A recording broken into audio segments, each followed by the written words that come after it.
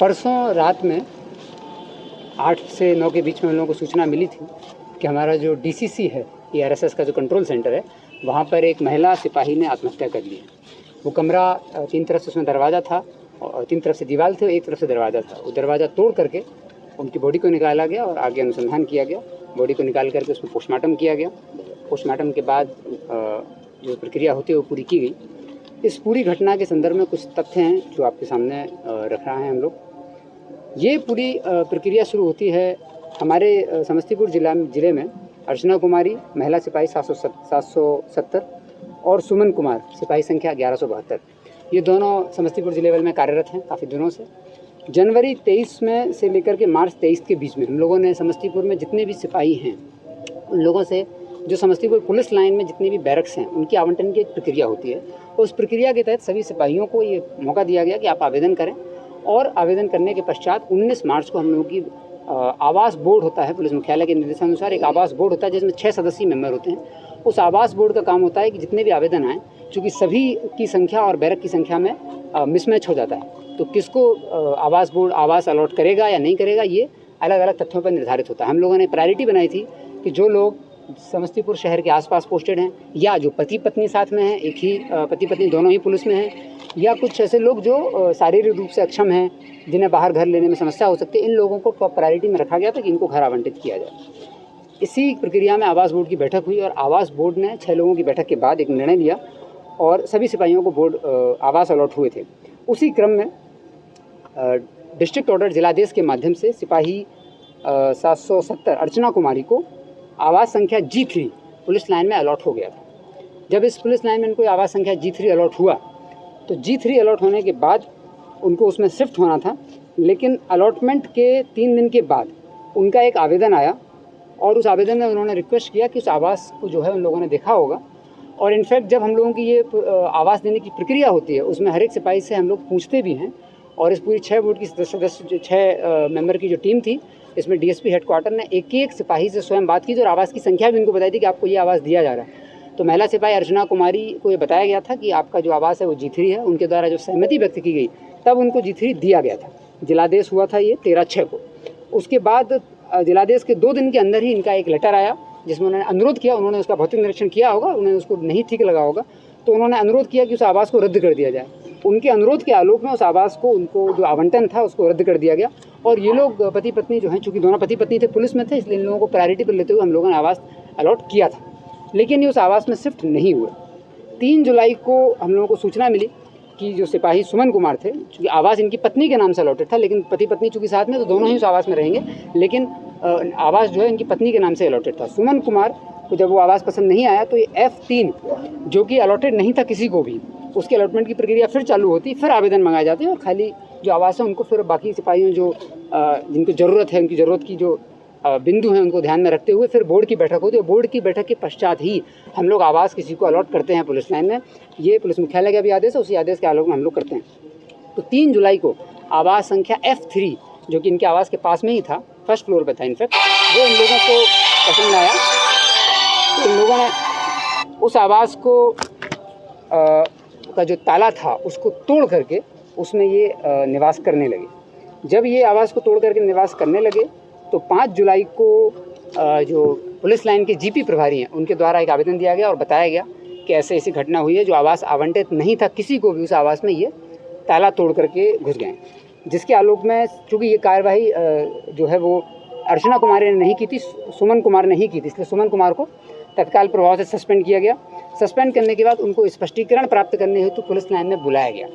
जुलाई से लेकर सितंबर तक इनको 5 बार पुलिस लाइन में आए नहीं, बुलाया गया। हम लोग रिक्वेस्ट रूम में सस्पेंड करने के बाद लोगों को बार बार बुलाते हैं कि आइए, और बुलाने के बाद इनको मौका दिया गया कि जो आवास आपके नाम से आवंटित है आप उस आवास में शिफ्ट हो जाइए, और जिस आवास में आप अनाधिकृत रूप से घुस गए हैं, जिसका ताला आपने तोड़ा है, उस ताला तोड़ने के आरोप में ही आपको निलंबित किया गया है, तो कृपया उस आवास को खाली करें और जो आवास आपको आवंटित है उसमें जाएं। अगर आपको नया आवास चाहिए तो आप आवेदन करें और हम लोग फिर आवास बोर्ड की बैठक करते हुए आपको नया आवास अलॉट करेंगे।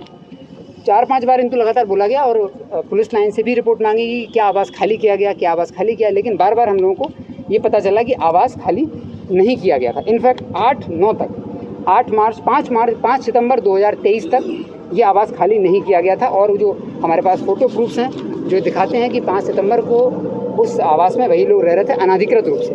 तो उसके बाद फिर 5 सितंबर को जो ये लोग खाली नहीं किए हैं, 8 सितंबर को फिर सुमन कुमार को पुलिस थाने बुलाया गया और इनसे फिर कहा गया, इन्होंने भी अनुरोध किया कि निलंबन से मुक्त कर दिया जाए। तो इनको चूँकि निलंबन का जो आधार था वो यही था कि आप अनाधिकृत रूप से ताला तोड़ करके किसी भवन में घुसे हैं तो उसको खाली कर दीजिए, तत्पश्चात आपको निलंबन से मुक्त करते हुए आगे कार्रवाई की जाएगी। फिर भी इनके द्वारा खाली नहीं किया गया था। तो 12/9 को फिर 12/9 घटना से एक दिन पूर्व ये दोनों पति पत्नी आवास संख्या जो इनको वास्तव में अलॉटेड था G3, उसमें ये 12/9 को शिफ्ट किए थे और ये 13/9 की घटना है। तो ये पूरा घटनाक्रम हुआ था जो इनके आवास से रिलेटेड था। अब इस घटना को हम लोगों को समझना होगा कि ये घटना कैसे हुई, घटना का क्या कारण था। जब घटनास्थल पर हम लोग गए तो स्पष्ट हुआ कि उस दिन जब उनकी बॉडी पुलिस को जब सूचना मिली तो उस सूचना के पहले जो सुमन कुमार है इनके ही भाई को मृतिका ने अपने मोबाइल से व्हाट्सएप के माध्यम से सूचना भेजी थी, जिसके बाद इन्होंने एक थाना के ड्राइवर को संपर्क किया। तत्पश्चात थाना को पता चला और पूरा थाना वहाँ पहुँचा। पहुँचने के बाद जब उसका शीशा तोड़ा गया तो देखा गया कि बॉडी वहाँ पर है। उसके बाद जो लकड़ी का गेट है उसको तोड़ा गया। तोड़ने के बाद बॉडी निकाली गई। जब ये हो रहा था तो सुमन कुमार स्वयं वहाँ उपस्थित थे। इनकी पत्नी का फ़ोन भी वहाँ पर मौजूद था। थाना प्रभारी और सब लोग पहुँच चुके थे, लेकिन उस समय चूँकि सब सिपाही लोग थे और ये सुमन कुमार थे सिपाही, इनके द्वारा उस समय वो मोबाइल जो इनकी पत्नी का था वो ले लिया गया, जो कि अभी तक पुलिस को नहीं दिया गया, लेकिन आगे अनुसंधान में उस मोबाइल की आवश्यकता है, वो इनसे मांगा जाएगा। मोबाइल इन्होंने ले लिया गया। उनकी पत्नी ने अपने देवर को सूचित किया था। उसके बाद ये पूरी प्रक्रिया प्रारंभ हुई और प्रक्रिया प्रारंभ होने के बाद हम लोगों ने जो DCC प्रभारी हैं उन्होंने बताया कि यहाँ पर एक अननेचुरल डेथ हुई है। तो इमीडिएटली अननेचुरल डेथ का कॉग्निजेंस लिया गया और अननेचुरल डेथ कांड संख्या नगर थाना में दर्ज किया गया है, जिसका कि अनुसंधान भी हो रहा है। इसके बाद अब पूरी घटना को जब हम लोग समझे कि आखिर ये हत्या थी कि आत्महत्या थी, तो पूरी तरह स्पष्ट हुआ कि चूँकि दरवाज़ा तीनों तरफ से बंद, दीवार 3 तरफ से थी और एक तरफ से सिर्फ गेट था और वो गेट भी बंद था। और उनसे मिलने वाले लोगों में अंतिम व्यक्ति इनके पति स्वयं ही संध्या में जाके शाम में 3 से 6 बजे के बीच में इनके पति ही वहाँ पर इनसे मिलने गए और कोई मिलने नहीं गया। तो इन्होंने जो सिपाही थी अर्चना कुमारी, उन्होंने गेट को अंदर से लॉक किया और उसके बाद आत्महत्या की। तो ये स्पष्ट हुआ कि आत्महत्या है। अब आत्महत्या के कारणों का हम लोग पता लगाने लगे, तो साथ ही इनके जब पति से भी पूछताछ हुई, इनके पति ने मीडिया को भी और थाने में भी फिर आवेदन दिया, इनके परिवार ने भी आवेदन दिया। तरह तरह के आरोप इन लोगों ने लगाए हैं। हर एक आरोप पे हम लोगों को समझना चाहिए कि किस आरोप पर क्या है। इनके परिवार के द्वारा और इनके द्वारा बोला गया कि लगातार 2 माह इनको रूम के लिए परेशान किया गया, लेकिन मैंने आपको बताया कि रूम जो है वो जून 2023 में ही इन्हीं के आवेदन पर जो रूम अलॉटेड था वही रूम इन लोगों ने कैंसिल करवाया था। तो जिस स्थिति में जब ये शिफ्ट हुए तब इन्हें कोई भी रूम आवंटन नहीं था। तो पुलिस लाइन में एक अनुशासित प्रक्रिया के तहत हम लोग कार्य करते हैं और जो रूम आपको आवंटित नहीं है उस नहीं आवंटित वाले रूम में आप नहीं जा सकते हैं और आप ताला तोड़ के अगर उसमें जाएंगे तो इसमें पुलिस लाइन के अधिकारियों ने जब रिपोर्ट किया तो इनको सस्पेंशन की कार्रवाई की गई थी। इनके द्वारा एक आरोप और लगाया गया कि जब ये बिना DO के अलाउ हो गया था शिफ्ट होना, तो पुलिस में या किसी विभाग में आदेश निर्गत होने की प्रक्रिया होती है। तो पुलिस में जिलादेश निर्गत होता है पुलिस अधीक्षक का। जिलादेश इनको G3 का निर्गत था, जिसमें वो गए नहीं। इन्होंने स्वयं G3 को रद्द कराया। F3 का कोई आदेश ही नहीं था। तो इनके द्वारा इनके परिवार के द्वारा जो आरोप लगाया जा रहा है कि F3 की चाबी मांगने के लिए प्रताड़ित किया गया, तो F3 की चाबी के हकदार आप कभी थे ही नहीं। आपने F3 के लिए इन्होंने अप्लाई किया था, लेकिन वो प्रक्रियाधीन था। वो तो बोर्ड की बैठक जब होगी तो बोर्ड उस पर निर्णय लेता कि F3 इनको देना है या किसी और को देना है।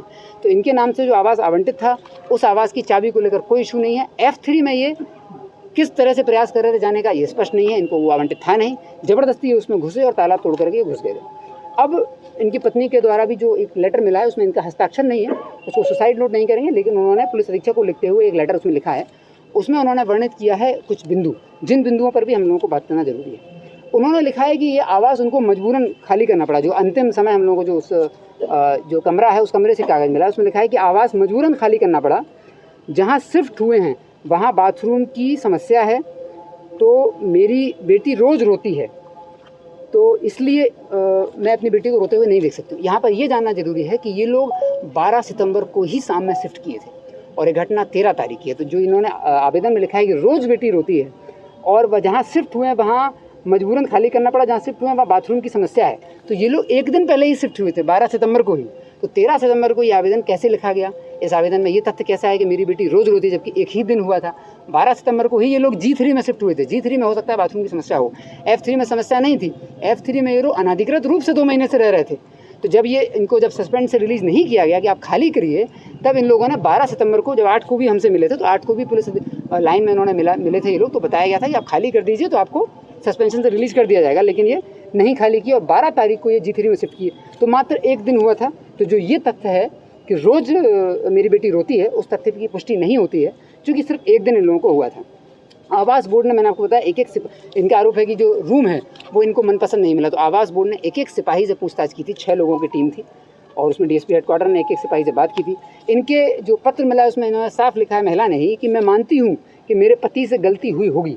तो ये जो गलती है रूम तोड़ने की, ये पत्नी भी इनकी स्वीकार है। इनकी पत्नी भी एक बार पुलिस लाइन में निलंबन से अनुरोध करने के लिए आई थी, तो इनसे भी परीक्षा की गई थी कि आप लोग एक प्रक्रिया के तहत, एक आदेश के तहत किसी रूम में आपको दिया गया है तो आप खाली कर दीजिए उसको, उसके बाद हो सकता है आपको वही अलॉट हो जाए, लेकिन होगा सब कुछ नियम कानून के तहत ही। तो इन्होंने खुद में लिखा है कि मेरे पति से गलती हुई होगी, और इन्होंने लिखा है कि पति के चक्कर में पत्नी और बच्ची को परेशान किया गया, जबकि इनके पति को निलंबित किया गया। इनकी पत्नी के बारे में जो हम लोगों को अभी तक पता चला है वो सही लड़की थी, उनकी स्वच्छ छवि थी, उनके द्वारा किसी भी तरह का कोई ऐसा उन पर वो नहीं है, और वो शायद उनको ना उनको सस्पेंड किया गया, ना उन पर किसी तरह की कार्रवाई भी की गई थी। एक और आरोप इन लोगों ने लगाया है कि जीवन भत्ता भी इनका बंद कर दिया गया था। इनके परिवार ने भी, इनकी माँ ने भी आवेदन लिख के दिया, जो कि पूरी तरह गलत है। माह अगस्त तक, अभी सितंबर चल रहा है, अगस्त तक का जीवन भत्ता इनके अकाउंट में जा चुका है। पुलिस कार्यालय से जो सैलरी निर्गत होती है, तो जो लोग निलंबित होते हैं उनको उनकी सैलरी का आधा जीवन यापन भत्ता देने की प्रक्रिया है। वो जीवन यापन भत्ता इनको लगातार दिया गया है। अब सुमन कुमार के बिंदु पर हम लोग जब आएंगे, तो सुमन कुमार के बारे में हम लोगों ने पता किया, तो सुमन कुमार ताजपुर थाना में हॉक्स टीम जब हम लोगों ने बनाई थी जनवरी में ही, उस हॉक्स टीम में इनको ताजपुर थाना में दिया गया था। ताजपुर थाना से गोपनीय शिकायत हम लोगों को प्राप्त हुई थी। कई लोगों के द्वारा बताया गया था कि शराब माफियाओं के साथ ये उठते बैठते हैं, लेकिन जिसका कोई स्पष्ट साक्ष्य नहीं था, इसलिए इन पर कार्रवाई नहीं की गई। साक्ष्यों के अभाव में हम लोग कार्रवाई नहीं करते हैं, लेकिन शिकायत थी, गोपनीय शिकायत ऐसी आ रही थी, इसलिए इनको वहाँ से, चूँकि हॉक्स एक बहुत सेंसिटिव टीम हम लोगों ने बनाई थी।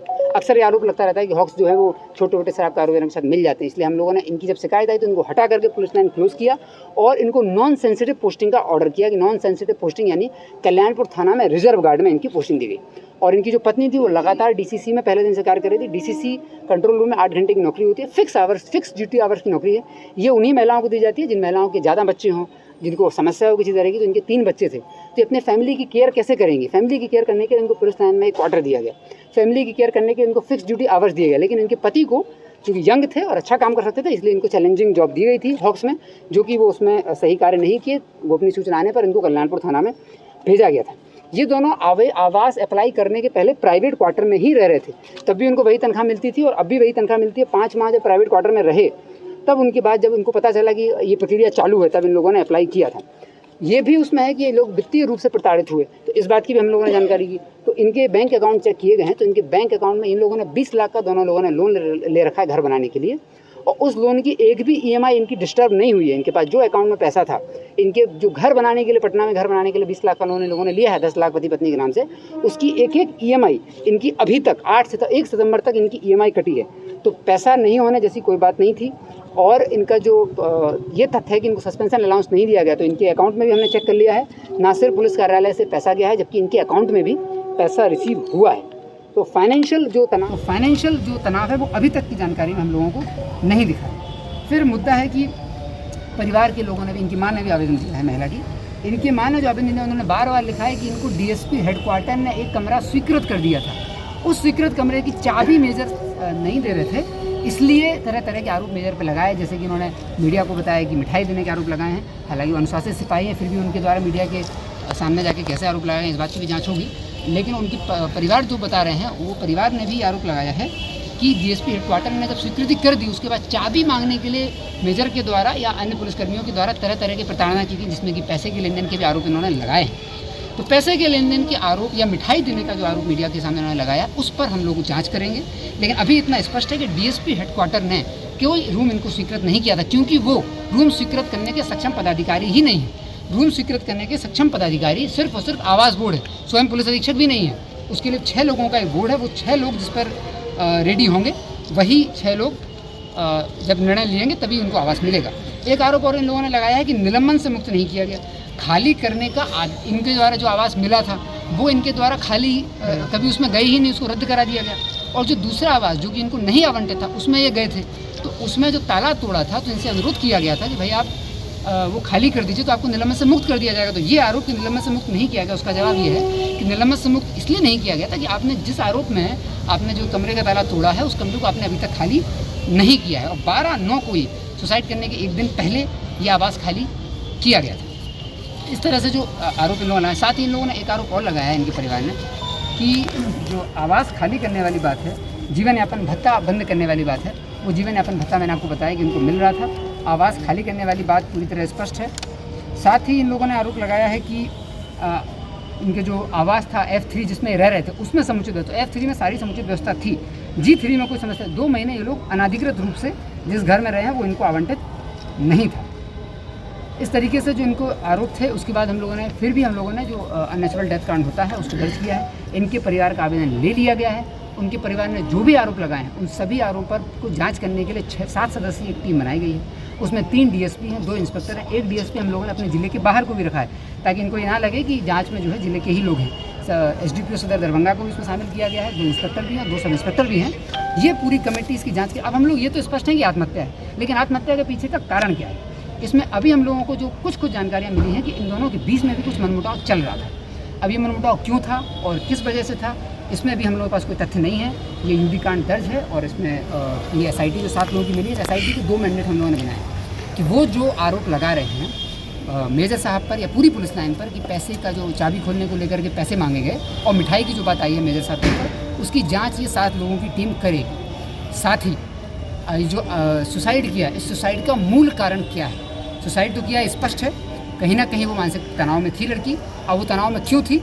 उसके पति को सस्पेंड किया गया था क्योंकि उसने गैर कानूनी कार्य किया था, गैर विभागीय कार्य किया था, इसलिए सस्पेंड किया गया था। लेकिन पैसे का कोई तनाव अभी तक इनको नहीं दिख रहा है। इसके अलावा तो इनके जीवन में कोई तनाव नहीं था। क्या इनके पति का कोई और वो तो है? इसकी जाँच भी कुछ आए हैं जिससे स्पष्ट होता है कि इसकी जाँच भी बहुत आवश्यक है। तो 7 लोगों की जो टीम है ये इसकी पूरी तरह से जाँच करेगी।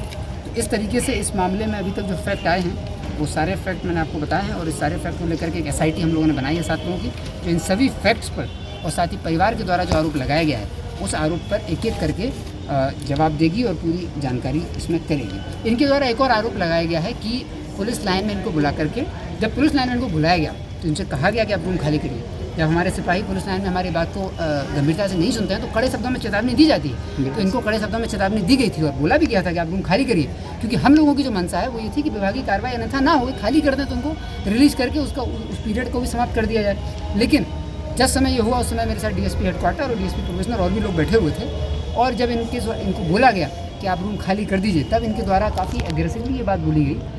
मैंने इनसे पूछा भी कि आपकी गलती, आप गलती स्वीकारिए, उस रूम को खाली कर। इनके द्वारा एग्रेसिवली बोली गई कि मेरी गलती नहीं।